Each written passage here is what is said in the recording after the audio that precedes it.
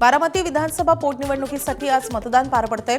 उपमुख्यमंत्री अजित पवारांच्या अपघाती निधनानंतर सुनेत्रा पवार मैदानात उतरले आहेत। तर सुनेत्रा पवारांच्या विरोधात 22 उमेदवार मैदानात आहेत। अभिजित बिचुकले, करुणा मुंडेंचाही या उमेदवारांमध्ये समावेश आहे।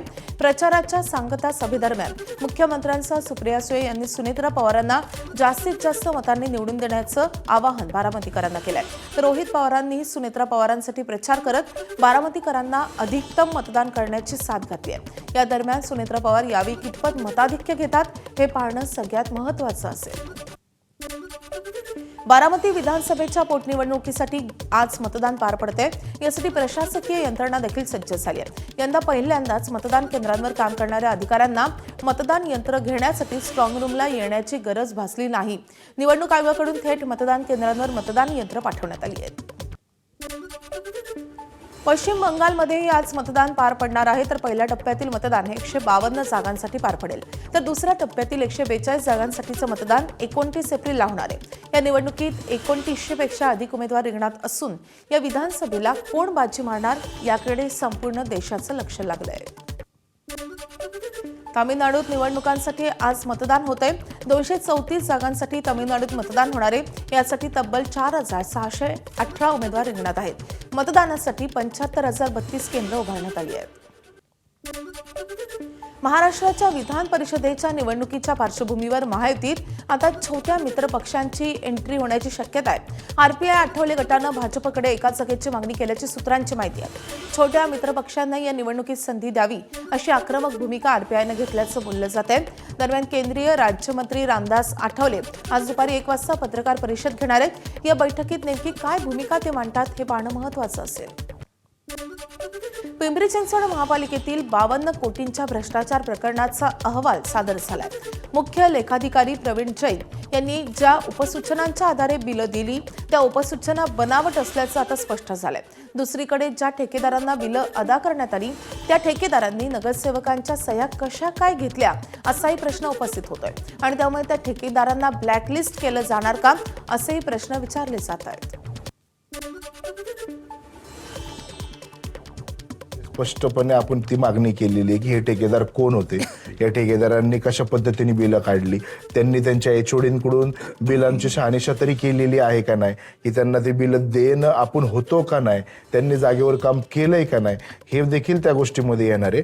त्याच्यामुळे 10 दिवसामध्ये हा अहवाल पूर्णपणे आला की आपल्याला त्याच्या संदर्भात कायदेशीर निर्णय घेता येईल। मुंबई महापालिकेच्या सभागृहात अर्थसंकल्पावरील चर्चेदरम्यान मोठा गोंधळ उडालाय। कोविड काळातील श्वेतपत्रिका काढायला हवी अशी मागणी नगरसेविका यामिनी जाधव यांनी केली आहे। कोविड काळात मुंबई मनपावर शिवसेनेची सत्ता होती तेव्हा यामिनी जाधव यांचे पती यशवंत जाधव हे स्थायी समितीचे अध्यक्ष होते। कोविड काळात यशवंत जाधव आणि तत्कालीन महापौर किशोरी पेडणेकर यांच्यावर भ्रष्टाचाराचे आरोप झाले होते।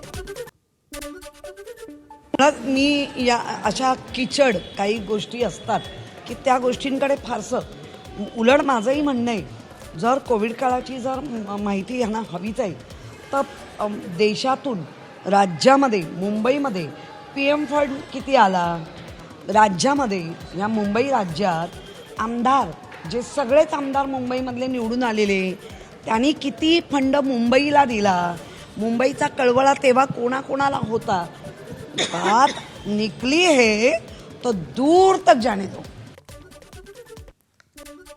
बदलापूर नगरपालिकेच्या सर्वसाधारण सभेत शिवसेना आणि राष्ट्रवादीच्या सदस्यांमध्ये जोरदार हमरीतुमरी झाली। शिक्षक आमदार ज्ञानेश्वर म्हात्रे यांच्या पत्रावरून राष्ट्रवादी काँग्रेसचे स्वीकृत नगरसेवक प्रभाकर पाटील यांनी आक्षेपार्ह विधान केल्यामुळे म्हात्रे यांचे भाऊ आणि नगरसेवक वामन म्हात्रे आणि तुकाराम म्हात्रे चांगले संतापले। त्यातूनच भर सभागृहात जोरदार हमरीतुमरी सुरू झाली आणि त्याचे पडसाद पालिकेच्या आवारात पाहायला मिळाले। शिवसेनेच्या कार्यकर्त्यांनी मोठ्या प्रमाणात गर्दी करत पोलिसांसमोरच गोंधळ घातला आणि त्यामुळे या ठिकाणी काही काळ तणावाचं वातावरण निर्माण झालं होतं। खरातचे कारनामे समोर आल्यानंतर पत्नी कल्पना खरातनं आपले हात वर केले। कल्पना खरातच्या खात्यावरून सर्व व्यवहार पती अशोक खरात पाहत होता आणि कल्पना खरातच्या उपस्थितीत जमिनीचा व्यवहार झालेला नाही त्यामध्ये आरोपी करू नये अशी विनंती तिच्या वकिलांनी कोर्टात केली आहे। दरम्यान कल्पना खरातचा अटकपूर्व जामीन अर्ज राहता कोर्टानं फेटाळलाय आणि त्यामुळे कल्पना खरातला हा मोठा धक्का बसलाय। शासकीय कर्मचारी संघटनेचा संप सुरूच राहणार आहे. मुख्य सचिव आणि संघटनेच्या पदाधिकाऱ्यांमधील बैठक निष्फळ ठरली आहे. आज परत बैठक होणार आहे. मंत्रिमंडळ बैठकीत मुख्यमंत्र्यांनी मुख्य सचिवांना चर्चा करण्याचे आदेश दिले होते.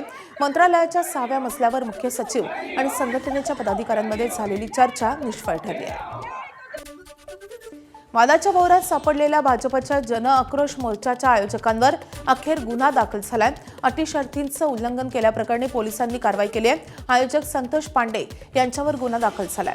मोर्चाला परवानगी देताना पोलिसांनी काही अटी शर्ती घालून दिल्या होत्या, मात्र त्यांचं उल्लंघन झाल्याप्रकरणी पोलिसांनी ही कारवाई केली आहे. शेतकरी कर्जमाफीबाबतचा अहवाल मुख्यमंत्री देवेंद्र फडणवीस यांना सादर करण्यात आलाय. मित्राचे मुख्य कार्यकारी अधिकारी प्रवीण परदेशी यांच्या समितीचा अहवाल सोपवण्यात आलाय. शेतकरी कर्जमाफी आणि शेतकऱ्यांची स्थिती सुधारण्यासाठी उपाययोजनांचा या अहवालात समावेश आहे.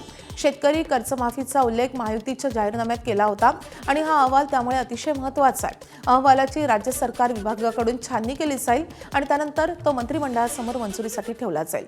बच्चू कडू यांच्या आंदोलनानंतर 30 ऑक्टोबर 2025 मध्ये समितीची स्थापना झाली होती. मुख्यमंत्र्यांनी अधिवेशनात 2 लाखांपर्यंतची कर्जमाफीची घोषणा केली होती, मात्र त्यासाठी कमिटीचा अहवाल अतिशय महत्त्वाचा होता. महाराष्ट्र राज्य सहकारी बँक कथित घोटाळा प्रकरणातल्या आर्थिक गैरव्यवहार प्रकरणातून रोहित पवार आता दोषमुक्त झालेत. विशेष सत्र न्यायालयाकडून रोहित पवार यांना दोषमुक्त करण्यात आले. या प्रकरणात मुंबई पोलिसांच्या आर्थिक गुन्हे शाखेनं दाखल केलेल्या मूळ गुन्ह्याचा तपास बंद झालाय. प्रकरण बंद करण्याची शिफारस करणारा आर्थिक गुन्हे शाखेनं दाखल केलेला अहवाल विशेष न्यायालयानं स्वीकारला होता आणि त्यामुळे या गुन्ह्याच्या आधारे ईडीनं दाखल केलेले प्रकरण कायम राहू शकत नाही असा दावा करून रोहित पवार यांनी दोषमुक्तीच्या मागणीसाठी विशेष न्यायालयात अर्ज केला होता.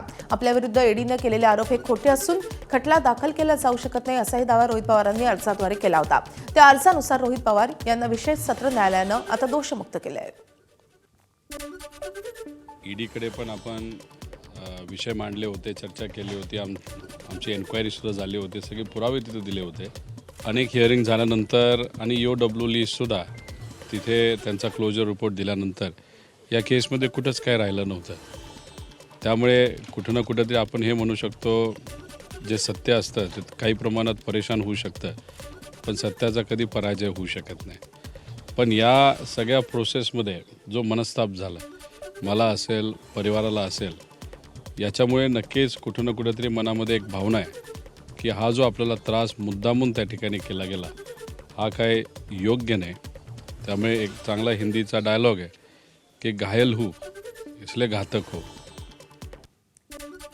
पंतप्रधानांचा दहशतवादी असा उल्लेख करणाऱ्या मल्लिकार्जुन खरगेंची केंद्रीय निवडणूक आयोगाकडे तक्रार करण्यात आली आहे. भाजप शिष्टमंडळानं आज केंद्रीय निवडणूक आयोगाकडे तक्रार केली आहे. दरम्यान सततच्या पराभवामुळे खरगेंच्या डोक्यावर परिणाम झाला असावा अशी टीका मुख्यमंत्री देवेंद्र फडणवीस यांनी केली आहे.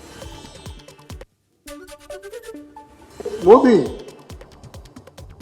is a terrorist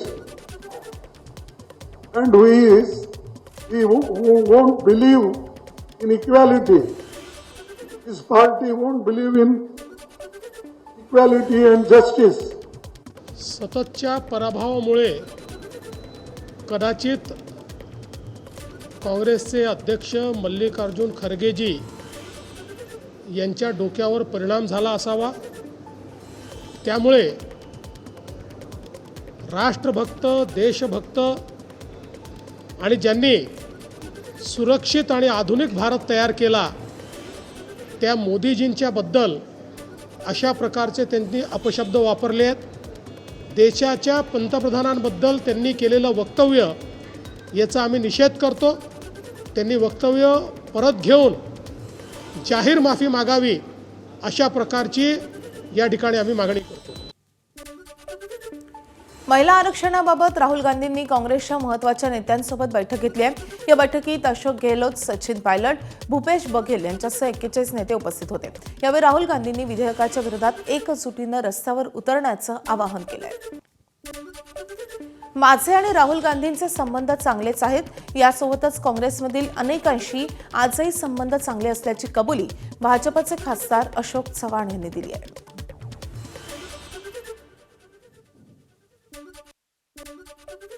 आणि संबंध चांगले अजूनही कसं कोण म्हणतो त्याच्यामुळे संबंध बोलण्यामध्ये नक्कीच चांगले आहेत, बातच नाही. म्हणजे विरोधी पक्षाशी माझ्या संबंध काँग्रेसच्याही आमच्या सहकारी मित्रांशी आहे, राहुलजींशी आहे, पण शेवटी त्यांचा पक्ष वेगळा, माझा पक्ष वेगळा.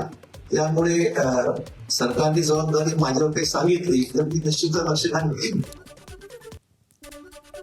नांदेडमध्ये एका पत्रकार परिषदेत आमदार श्रीजया चव्हाण यांना तुम्हाला खासदार व्हायला आवडेल का असं विचारण्यात आलं. त्यावर सकारात्मक प्रतिक्रिया देत नागरिकांची सेवा करायला मिळते तर नक्कीच आवडेल. देशसेवेसाठी माझं कुटुंब सदैव तत्पर आहे असं त्यांनी म्हटलंय. या दरम्यान बाजूलाच बसलेल्या अशोक चव्हाणांना मुलीच्या इच्छेवर प्रश्न विचारला असता तिची जी इच्छा तिनं तेच करावं अशी प्रतिक्रिया अशोक चव्हाणांनी दिली आहे. दोघांच्याही सकारात्मक प्रतिक्रियेवरून जोरदार राजकीय चर्चा सुरू झाल्या आहेत. अभिनेता रितेश देशमुख आणि जेनेलिया देशमुख यांची राज्य परिवहन महामंडळानं ब्रँड अँबॅसेडर म्हणून नियुक्ती केली आहे. एसटी आणि परिवहन खात्यामार्फत राबवण्यात येणाऱ्या रस्ता सुरक्षा अभियानाच्या जनजागृती उपक्रमाला बळकटी देण्यासाठी एसटी महामंडळानं हा निर्णय घेतलाय. या नियुक्तीचा करार हस्तांतरण सोहळा मंत्रालयात पार पडलाय. यावेळी मुख्यमंत्री देवेंद्र फडणवीस, उपमुख्यमंत्री एकनाथ शिंदे तसंच परिवहन मंत्री आणि एसटी महामंडळाचे अध्यक्ष प्रताप सरनाईक आणि इतर मान्यवर उपस्थित होते. आज अशा मोठ्या कलाकाराला घेऊन मी एस टी महामंडळाचा अध्यक्ष या नात्याने त्यांना जर ब्रँड अँबॅसेडर म्हणून त्यांची नियुक्ती केली असेल किंवा ड्रिंक अँड ड्राईव्हच्या RTOच्या नियमावलीमध्ये सहकार्य करण्यासाठी जर त्यांचा वापर करून जनजागृतीचा एक वेगळा पायंडा पाडण्याचा प्रयत्न आम्ही जो करतोय त्याला जर त्यांनी एवढ्या मोठ्या प्रमाणात प्रतिसाद दिला असेल तर निश्चितपणे मी त्यांच्या मनापासून आभार मानणं माझं कर्तव्य समजतो. एसटीचा ब्रँड अँबॅसेडर झाल्याचा मला अभिमान आहे. तसंच महाराष्ट्रात मराठी अनिवार्य झालीच पाहिजे. मराठीबाबत सरनाईकांनी घेतलेला निर्णय योग्य असल्याची प्रतिक्रिया रितेश देशमुख यांनी दिली आहे. मला असं वाटतं की महाराष्ट्रामध्ये मराठी भाषा ही अनिवार्य असलीच पाहिजे आणि ज्या काही काय प्रवास करणारे मराठी भाषिक असतात आणि आपण महाराष्ट्रात आणि काय की महाराष्ट्रामध्ये जशी मराठी अनिवार्य पाहिजे तसं आपण इतर राज्यात गेले की त्यांची भाषा आपण बोलली पाहिजे. तसंच मला वाटतं की हा जो काही निर्णय आहे तो योग्यच आहे.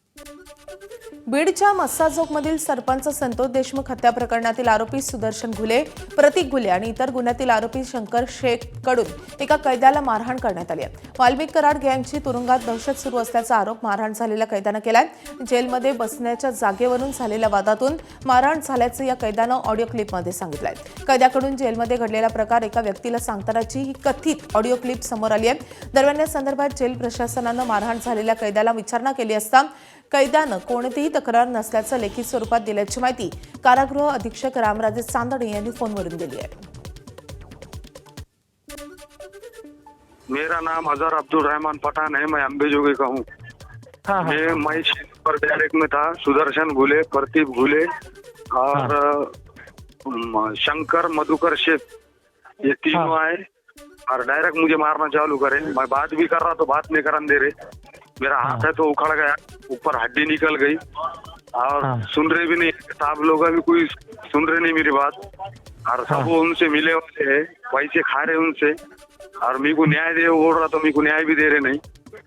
मैंने बोला तुम्ही जेलरला बोलले का?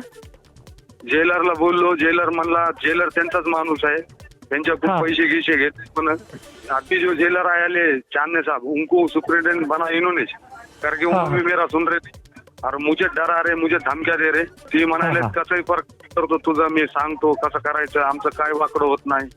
मी कोर्टाला सांगतो. सांग म्हणले कुणाला सांगायचं काय, आमचं वाकडं होत नाही म्हणले. तुम्हाला मारलं ते CCTV मध्ये आहे का? हाँ मुझे मारते हुए पूरे CCTV में आए वाले वो, मगर कोई देख रहा नहीं, कुछ नहीं क्या नहीं. सब चांदने साहब वो सब पूरे जेलर साहब मिले आले उनसे, कुछ मेरा सुन रहे नहीं, कुछ नहीं क्या नहीं, खाली गाल्या दे रहे. वो 1-1.5 महिना पहिले जरंगे पाटील शिव्या देतात, पण त्याला म्हणले गोविंद फडलाय तुझा, गेल्यावर त्याच्या सगळ्यात गोळ्या घाल, तुला काय पैसे लागतात मी देतो, काय मदत पाहिजे करतो, परत तेवढं कर काम आमचं, असे धमक्या देते. मेरे सामने बहुत जनों धमक्या दिए मगर मैं बहुत डर रहा था. असिस्टेड रिप्रोडक्टिव्ह टेक्नॉलॉजी कायद्याअंतर्गत विहित केलेल्या कमाल वयोमर्यादेच्या पुढे गेलेल्या 2 महिलांनी मुंबई उच्च न्यायालयात एक याचिका दाखल केली होती. या प्रकरणी न्यायालयानं 50 वर्षांहून अधिक वय असलेल्या 2 जोडप्यांना ARTची प्राथमिक तपासणी करण्यास परवानगी दिली आहे. याचिकाकर्त्यांनी 50 पार केल्यानंतरही ARTच्या माध्यमातून गर्भधारणेसाठी परवानगी मागितली होती. सध्या प्रकरणाची घटनात्मक वैधता तपासणी मुंबई उच्च न्यायालयात सुरू असून प्राथमिक तपासणीची मुंबई उच्च न्यायालयानं दिलेली मुभा हा एक मोठा निर्णय मानला जातो. न्यायमूर्ती रवींद्र घुगे आणि हितेन वेणेगावकर यांच्या खंडपीठानं हा महत्त्वाचा निर्णय दिला. दरम्यान राज्याच्या ART टेक्नॉलॉजी आणि सरोगसी बोर्डाच्या देखरेखीखाली या चाचण्या पार पडणार आहेत आणि त्यानंतर याची माहिती उच्च न्यायालयाला देण्यात येईल. यवतमाळमध्ये अखिल भारतीय किसान सभा, आशा गट प्रवर्तक कर्मचारी युनियन, लाल बावटा महिला परिचर संघटना आणि आदिवासी अधिकार मंचच्या संयुक्त विद्यमानं पिंपळखुटी ते यवतमाळ जिल्हाधिकारी कार्यालय लॉंग मार्च काढण्यात आलाय. जून 2026 पर्यंत थकीत कर्जदारांना सरसकट कर्जमाफी, पीक दर पत्रक दुप्पट करा, जंगलाला तारेच कुंपण, वन जमिनीचे पट्टे, कोरोना काळातील मोबदला, आशांचं रखडलेलं मानधन अशा विविध मागण्यांसाठी हा मोर्चा काढण्यात आलाय. राज्यातील धरणांमध्ये यंदा 653.63 TMC पाणीसाठा उपलब्ध असल्याची माहिती राज्य मंत्रिमंडळाच्या बैठकीत देण्यात आली आहे. हा साठा गतवर्षीपेक्षा 101.77 TMCनं अधिक आहे. मात्र अल निनोच्या प्रभावामुळे पावसातील अनियमितता लक्षात घेऊन पाणी काटकसरीनं वापरण्याचं आवाहन मुख्यमंत्री देवेंद्र फडणवीस यांनी केलंय. पुढील वर्षी संभाव्य टंचाई टाळण्यासाठी पिण्याच्या पाण्याचं नियोजन आतापासूनच करण्याचे निर्देशही त्यांनी दिलेत. राज्यातील विविध विभागातील धरणांमध्ये पाणी साठ्याची स्थिती समाधानकारक असली तरी सतर्क राहण्याची गरजही व्यक्त करण्यात आली आहे. राज्यात पुढचे 4 दिवस वादळी वाऱ्यासह पावसाची शक्यता हवामान विभागानं वर्तवली आहे. दक्षिण मध्य महाराष्ट्र, विदर्भ, मराठवाड्यातील काही जिल्ह्यात वादळी वाऱ्यासह गारपीट होण्याची शक्यता असल्यानं पावसाचा येलो अलर्ट आता जारी करण्यात आलाय. सांगली, सोलापूर, सातारा, धाराशिव, लातूर, परभणी, बीड, चंद्रपूर आणि यवतमाळमधील नागरिकांना सतर्कतेचा इशारा देण्यात आलाय. एका बाजूला पाऊस तर दुसऱ्या बाजूला विदर्भातील बहुतांश जिल्ह्याचा तापमानाचा पारा 40च्या पुढे राहणार असल्याची माहिती पुणे हवामान विभागानं दिली आहे. महाराष्ट्र आणि मराठवाड्यातील बहुतांश ठिकाणी आपल्याला वादळी पावसाची शक्यता दिसून येते आणि दक्षिण मध्य महाराष्ट्रातील काही जिल्ह्यांमध्ये ज्यामध्ये सांगली, सोलापूर, सातारा, त्याचबरोबर मराठवाड्यातील धाराशिव आणि लातूर या ठिकाणी गारपिटीची शक्यता आहे. आणि उद्या 23 तारखेला दक्षिण मध्य महाराष्ट्र आणि विदर्भ मराठवाड्यातील बऱ्याच ठिकाणी वादळी पावसाची शक्यता आहे. आणि कोकण किनारपट्टीला उष्ण आणि दमट वातावरणाचा इशारा दिला गेलेला आहे. त्यानंतर 24 तारखेला दक्षिण मध्य महाराष्ट्र, मराठवाड्यात वादळी पावसाची शक्यता आहे. आणि हीट वेव्ह जी आहे ती विदर्भामधील काही ठिकाणी आपल्याला काही डिस्ट्रिक्ट्सला दिली गेलेली आहे, कारण तापमान जे आहे ते 40-43पेक्षा जास्त आहे. त्यानंतर 25 तारखेला व्याप्ती जी आहे वादळी पावसाची थोडी कमी होताना दिसेल. दक्षिण मध्य महाराष्ट्र आणि उत्तर मध्य महाराष्ट्रातील काही जिल्ह्यांमध्येच पाऊस होण्याची शक्यता आहे आणि मराठवाड्यातसुद्धा काही डिस्ट्रिक्ट्समध्येच आहे. आणि जर 26 तारखेचा जर अंदाज बघितला तर तुरळक ठिकाणी फक्त दक्षिण मध्य महाराष्ट्रामध्ये वादळी पावसाची शक्यता आहे. परंतु विदर्भामध्ये आपण बघितलं तर तिकडे तापमान जास्त जाताना दिसतंय आणि तिकडे हीट वेव्ह अलर्टसुद्धा दिलेला आहे. ABP माझा, उघडा डोळे बघा नीट.